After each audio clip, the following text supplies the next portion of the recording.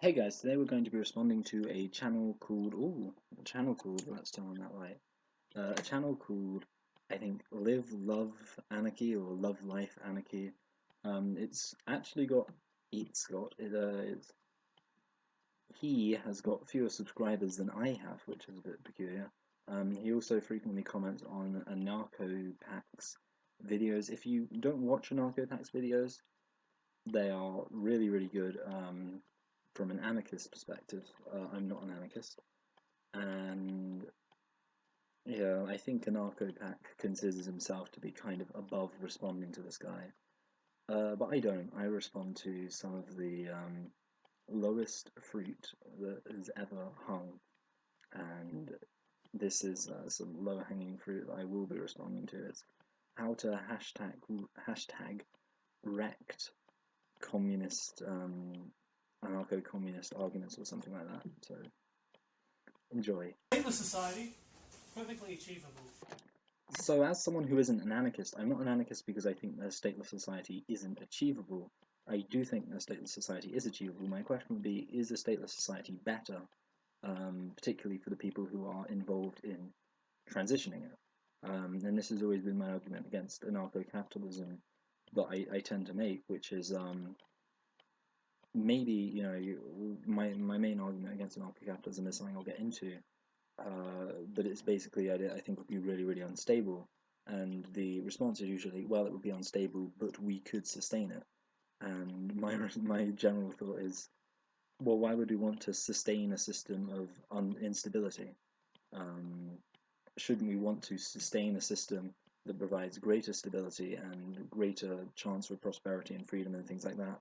So my question is not really, is anarchism or a stateless society achievable, but rather, is it even preferable? And if you're an individual who is looking to, live your life, do you want to dedicate however much time to the conflict and the hardships that would be brought about by getting rid of the government? Does any individual want to do that? And is it even worth it at the end? Or is there a conceivable model that is better than anarchism? And I would argue there is a model that is better than anarchism, and certainly a model that is better than libertarian capitalism, which is what this guy advocates. He doesn't advocate for anarchy, of course. But a stateless society, perfectly consistent with libertarian thought, capitalism thought, even free radical capitalism. So he says that a stateless society is perfectly consistent with libertarian and capitalist thought, and here I have to disagree because I don't usually frame this as a deductive argument, although I guess it kind of crosses over. I mean, the first thing you have to accept is that we know that human beings can be violent. Now, you don't have to argue that human nature is inherently violent, but you have to understand that in situations where people are in desperate circumstances, they will be violent and they will probably resort to things like terrorism and civil war.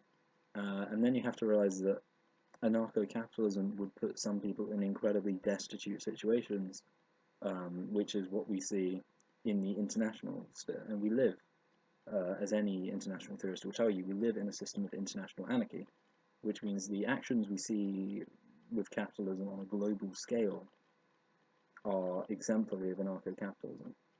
What we see, there is no international law, and that's obviously a criticism of transnational corporations. And what we see in the countries that are exploited is what would happen if we had the same system within states. If we got rid of anarchism, or if we got rid of the state within states, first of all, they wouldn't really be states, but second of all, we would basically see what we see when capitalism emerges between states, which is something we've seen since the 17th, 18th century with the East India companies and Portugal and Southeast Africa, things like that. We've seen this before, and we know that the end result is incredible amounts of destitution and poverty. And socialism comes along and it proposes a solution, which is assume control over the means of production so you can own the things that you produce. And socialism is better than capitalism. I realise that obviously this guy would disagree with that, but he's trying to argue against communism. So he has to actually demonstrate that capitalism is better than socialism. He can't just say, he can't presume that. He can't presume that a capitalist system would be perfectly stable, because he would have to demonstrate that capitalism would actually produce stability. And finally, obviously, in an anarcho-capitalist system, you would end up with people having absolute freedom to assemble, or technically, as he would advocate, people would have freedom to assemble, people would have freedom to purchase arms. There is no way in such a system that within the slums you wouldn't get people creating militia. And as I mentioned earlier, the response to this is, well, yeah, sure, it will be unstable, but businesses would be able to, private militias would be able to defeat socialists. That's fine. I'm not disputing the fact that after hundreds of thousands of deaths, these conflicts would not necessarily result in an overthrow of the capitalist private state. But can you at that point really say that capitalism is compatible with a stateless society if it requires constant amounts of force? And this is obviously something that I addressed previously in my video about different capitalist and socialist conceptions of force.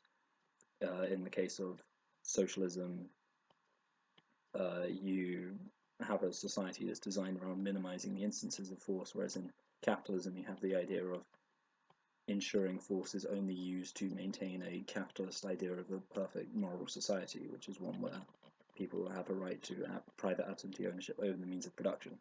Stateless society is something we can go for, but a classless and a moneyless society, I don't think so. That's kind of utopian, isn't it? I really don't think calling something utopian is a valid argument against it, just because it sounds really good, and I don't even know if you can say that a moneyless classless society does actually sound that good. I think that's up for debate, but just because you say it sounds like a utopia doesn't mean that it's not achievable. That is a ridiculous argument. Now, communists want to abandon that, which would be awful, and can't be really done without applying a large amount of force, because I will always use money. And so this argument is entirely misunderstanding the point. Socialists, or sorry, I should say communists, don't argue that money should be abolished. That is not what communists argue for, and it's not what post-scarcity people argue for. Post-scarcity is obviously the idea that eventually we could reach a situation where things have such little value because we have so much of them that you wouldn't need money. And that's sort of the argument socialists, communists go for, although communists throw in a bit more of like changing the culture and making people more altruistic, and that's why you wouldn't need money. But neither of them argue that we should ban money. They argue that we should make money obsolete through one way or another. So it wouldn't require any force, because if it is a objective claim about the world. It's an analytical claim. It isn't a moral claim that we should get rid of money. It's the assessment that in a communistic society, money would no longer be needed.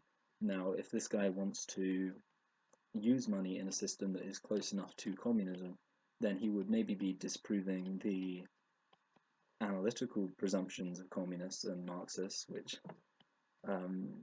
disproving the analytical presumptions of Marxists, really, you're basically done. That's already been done, at least to some degree. But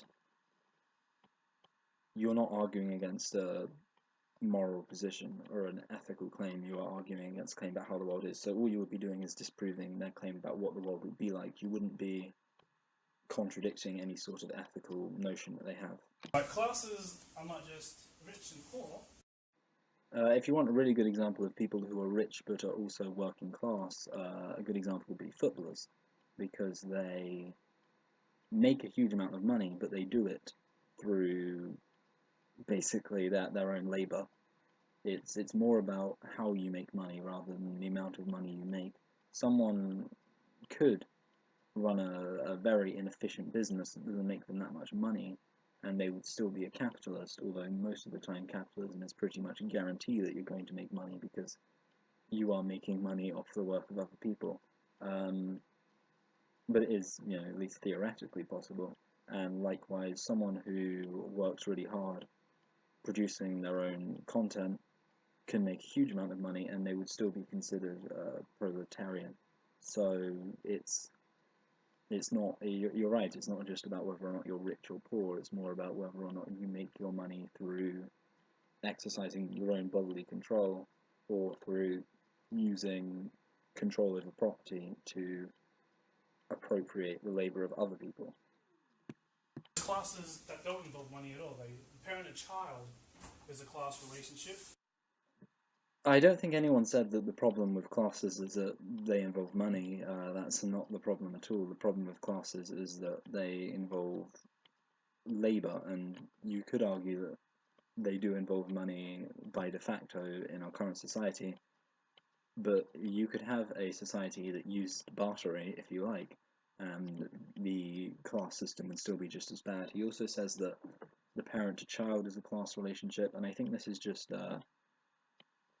running with a definition. I believe it's the fallacy of false equivalence. It's arguing or finding a connection between two concepts. In this case, the fact that you could say a parent is a different class to a child, and a parent exercises some authority over a child, and trying to apply the same ethical implications that a socialist would infer from capitalism, simply based on the fact that you can use the term class in both these cases. And this is a fallacy, and it's not really relevant to the discussion. And Anarcho-Pack makes a really good video about different types of authority. I would quote it, but first of all, I think you should watch his stuff, and second of all, it would take quite a bit of time, so watch it.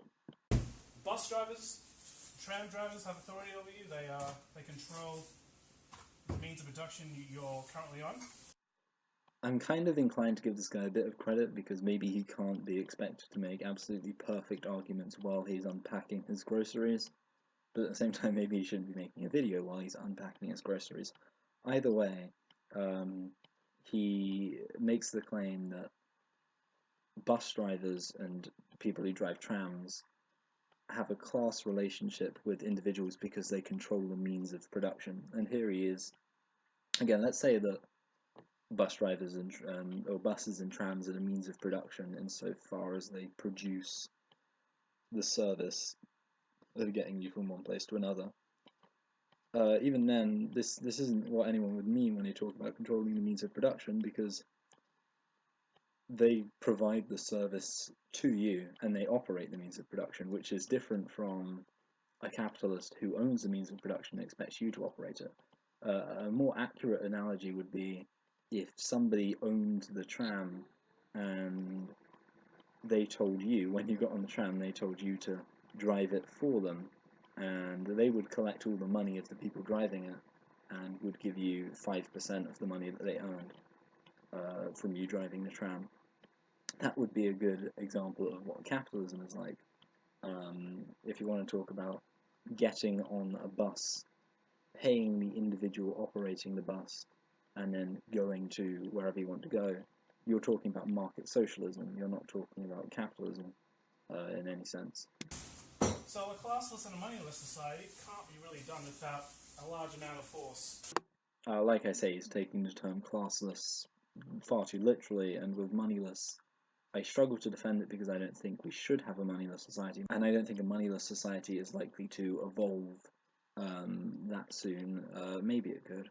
I think post-Guest has some merit to it, but the point is that he's taking these concepts far too literally and implying that if you tell someone to make them a cup of tea and they do, that's a class relationship. This is something I've written about before. It's just a ridiculous oversimplification, and it shouldn't really be taken very seriously as a criticism of communism. Certainly not wrecking communism or socialism. And you only have to read like 2 chapters of Das Kapital of any Karl Marx books, and it reads like the Bible. It's inconsistent. The guy's a hopeless, a terrible writer. I'm sorry, Karl Marx was not a bad writer. no way you can say that. And I don't know how one can even say that. I don't know what issue it was you had with these books, but I've never ever heard anyone say that the books are written poorly, and particularly in my seminars, all the I don't know, unless you haven't read any other books from around the time, because I'm sure, I mean, books have got sort of better written simply because the way books are written are more in line with what we'd understand. But compared to all the books before that time and for a while after that time and during that time, Karl Marx's books are very easily read, especially his philosophy is much more accessible than most of the 19th century philosophy you can find. 19th century philosophy is often not really considered a pleasant read, so he's a much better writer if you are informed about political philosophy, and I don't know that you are. Then you should realize that he is a much more accessible writer than most people in that time. You know, I think about Karl Marx, he's like the biggest exploiter in the world. He got his maid impregnated, then kicked her to the street once he found out, which is fucking, how exploited is that? Karl Marx is allowed to be as hypocritical as he likes. You're telling me that whatever he did doesn't make his arguments any more or less valid, because they're his arguments and they're very well put, in my opinion. Unless you're in academic circles, unless you're still in college, which I kind of skipped when I was young. I'm not saying in any sense that it is impossible to understand certain works without the backing of having a university education surrounding it, because of course I've read a lot of books independently, particularly on feminism, and I do intend to read a lot of books on philosophy. I haven't really read that many yet, but certainly all of the books I've read in political philosophy, I don't think I could have understood in isolation without having actual lessons about them. And it's I guess I would reiterate what I said about the Bible a while ago, which is you can't just read the Bible, you have to read commentaries on the Bible and theology and things like that. And any sort of branch of philosophy you can take. He says that the Communism and Das Kapital reads like the Bible. Any sort of school of thought, if you just look at the main writers, you're going to find something that maybe seems a bit like the Bible, and you do need commentary and outside understanding to get a grasp on what it is. So I think it makes more sense that this guy wouldn't really have enjoyed Marx if he read it outside of actually understanding it academically. That would make it much less accessible. And I don't know exactly what this guy's academic background is. I assume I mean, I say academic, clearly his academic background is lacking. I don't know exactly what he's read in terms of outside philosophy. It would be interesting to know. I haven't seen anything where he discloses that. So, for now, I think it kind of makes sense that he doesn't really enjoy Marx if he hasn't understood Marx. In a classless society, how do people allocate where the goods and services will go? Because it's one thing to say each according to a need, each according to his ability, but how do you know? How do you know whose ability is worth more than another? And where do you build? What do you do? Now, there's not really a real answer for that. So the phrase "from each according to his ability to each according to his needs" is not a doctrine of political economy. It is found in Karl Marx's critique of the Gotha program, and the exact wording can be found here. In a higher phase of communist society, after the enslaving subordination of the individual to the division of labour, and now with also the antithesis between mental and physical labour has vanished, after labour has become not only a means of life, but life's prime want, after the productive forces have also increased with the all-around development of the individual, and all the springs of cooperative wealth flow more abundantly, only then can the narrow horizon of bourgeois right be crossed in its entirety, and society inscribed on its banners, from each according to his ability, to each according to his needs. What Karl Marx is saying there is that that doctrine is a moral result and a cultural result of a socialist society, but he is not advocating for it as a system that ought to be enforced. He's just saying that it is more moral to live in a society where those who can afford to produce things give them to people who can't. And I would agree with that. I think if you are wealthy and you have a lot of skill, then you should be compassionate to those who don't. And I would question anyone who didn't agree with that.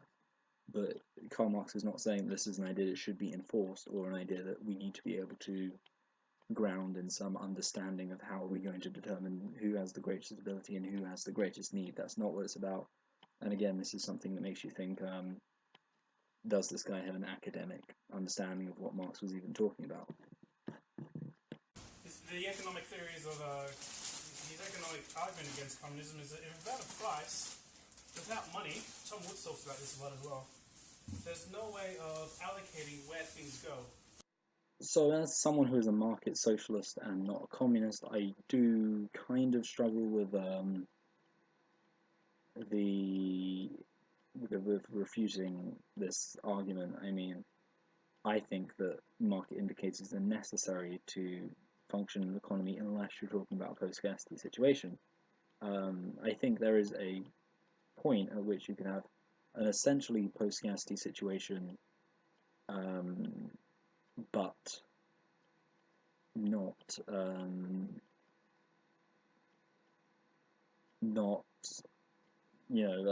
have everything be post-scarcity, and in that situation you might have a point at which you don't have post-scarcity, but you could still argue that we don't need money or anything like that.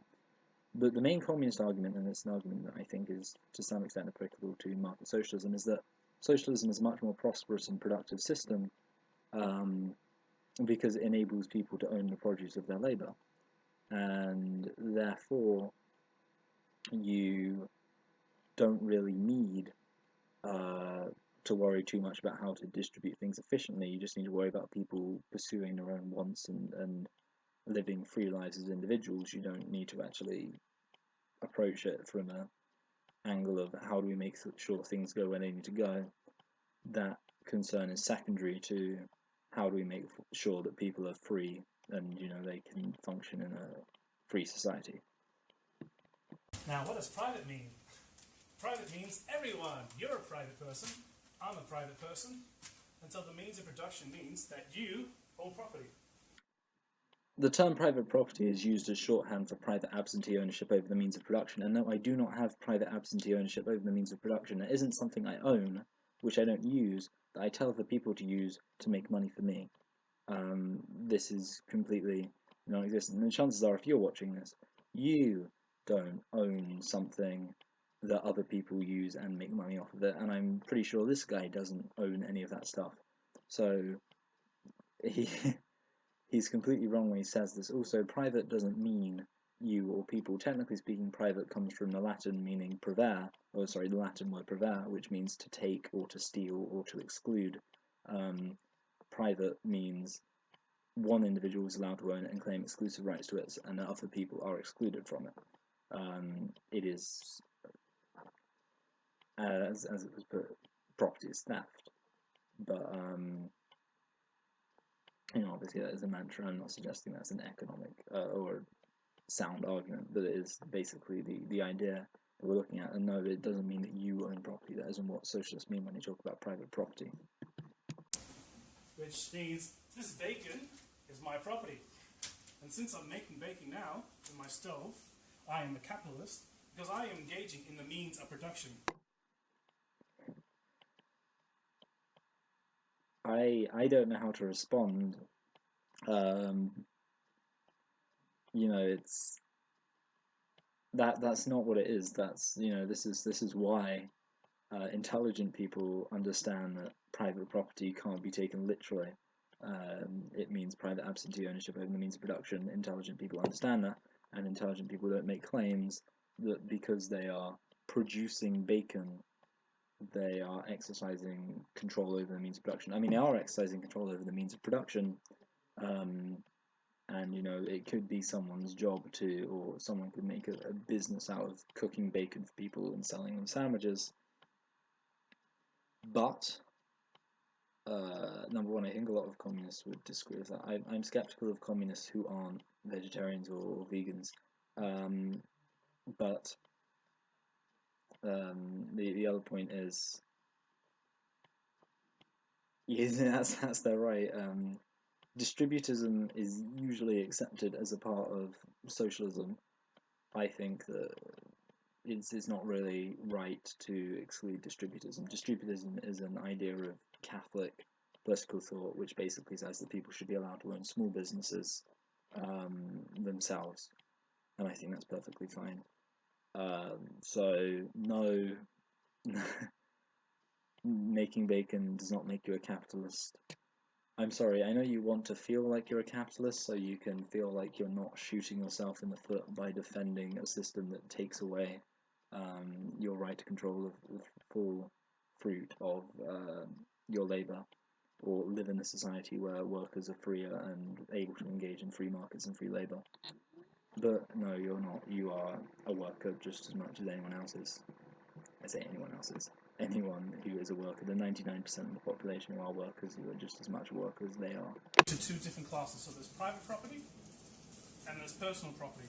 Other pieces of property can be split in half. It can be both personal and be used in production. So my computer, I use it for games and entertainment, but I also use it for work and producing stuff, producing videos like this. The key distinction here is that you use it for work. You don't expect anyone else to come in and work on it and then give them a fraction of the percentages it took you.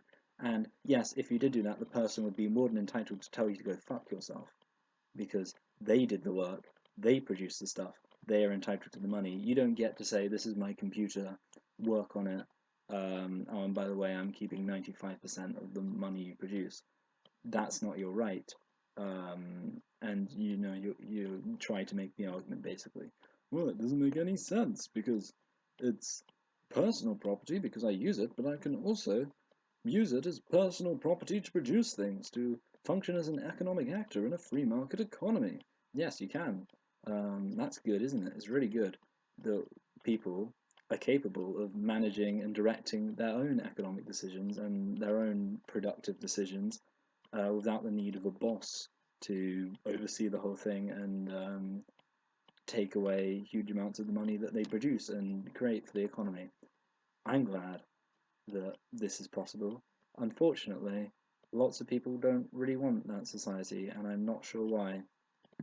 But you think of porn stars, you think of prostitutes, and their sexual organs are used in the means of production to create people, to create pleasure, and to create entertainment. Now, according to communist theory, this is not allowed. So I've basically already responded to this point, but I just thought I'd leave it in because I found it quaint. I mean, your sexual organs are now the means of production. Last time I checked, you don't get lazy sex worker capitalists who detach their sexual organs and give them to someone else and say, do this for a while, and when you've made all the money, give it to me.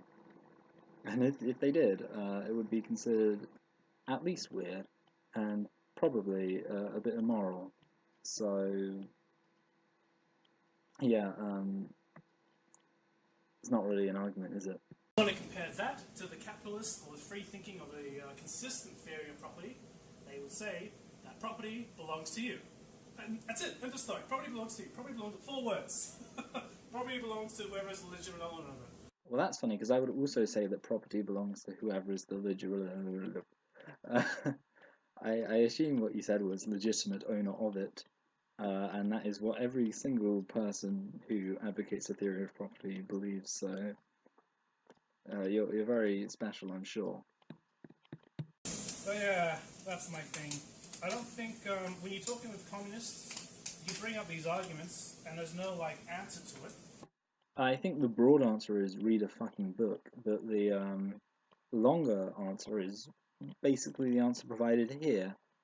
Um, and admittedly, it hasn't even been by someone who is a communist, but you clearly don't get it, and I assume you would dislike market socialism as much as communism. So, you know, I guess I still needed to explain to you exactly why you're wrong in every way that someone could possibly be wrong. Hopefully, you at some point understand this. You claim that communism is dead. Maybe communism's dead. I guess it depends at what point you define something being communist. I could kind of venture to. I suppose I couldn't really, in all good faith, call myself a communist. But certainly radical socialism, not dead, easily a more tangible force in the world than anarcho-capitalism. Obviously, capitalism is the most tangible force in the world because every single government in the world is capitalist, and you know, a huge number of people in the world are capitalist. But that's not really relevant, you know. Might doesn't make right. So thank you for watching, everyone. Hopefully you enjoyed this to whatever degree you do usually, and see you again on the non-specified day when I regularly upload YouTube videos.